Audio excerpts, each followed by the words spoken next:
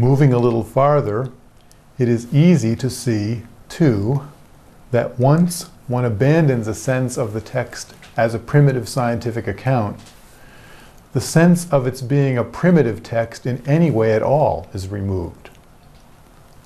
We tend to believe that the text is somehow naive or unaware, almost without noticing it. Why else would it have light invented on the first day, but the sun and the moon invented on the fourth?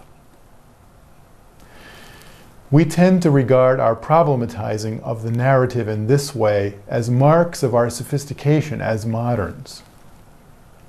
But once we cease to view the text as primitive science and come to regard it as irreplaceable, even in principle, by theories we now hold, we find ourselves able to adopt the opposite assumption, that in fact the text is quite sophisticated indeed, and fully aware of the moves it is making. It doesn't take rocket science to notice that you can't normally have a morning or an evening without the sun. Ancient interpreters of this text were already well aware of this problem. In fact, there is no reason to believe that the author was not aware of it, and that it was not completely intentional. Persons in agrarian societies are often more aware of the natural world than we are, and the paradox may have leapt off the page immediately for them. We can assume that this sophisticated writer knew very well that he or she was describing something that occurred before the very possibility of observation and description. The story calls attention to that very anomaly, as the only possible observers to the work of God are created after the whole thing is almost over. How can one describe that which is utterly beyond observation or description? That is the problem the text sets for itself.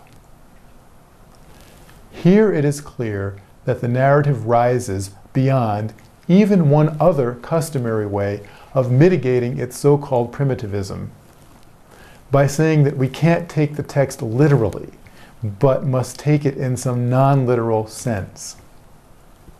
In a way, this is true, but it makes the problem simpler than it seems, and so obscures the sophistication of the solution. Really, the text is asking, what would it mean to describe the work of creation literally? What, for example, could the speaking of God mean literally? The text, by its very construction, proclaims that it cannot be done, that the work of God's creative word is beyond the powers of a human observer, because the narrative of creation is the narrative of the creation of observers, of the very possibility of observation and description. By having the only possible observer of the story come in at the end, after it is all over, and by having such a palpably impossible arrangement as morning and evening for 3 days before the sun and moon are even mentioned, the author of the text writes a narrative that calls attention to the fact that it is describing the indescribable, narrating the ineffable. In a way, it perforates the chronology and logic of the narrative so that the mystery it is describing shines through the prose. It is a narrative of a mystery, and the only narrative appropriate for such a task is one which problematizes its own narration as it goes along. It has the character, in a way, of the sentence, "I am speaking the ineffable," namely that which cannot be spoken.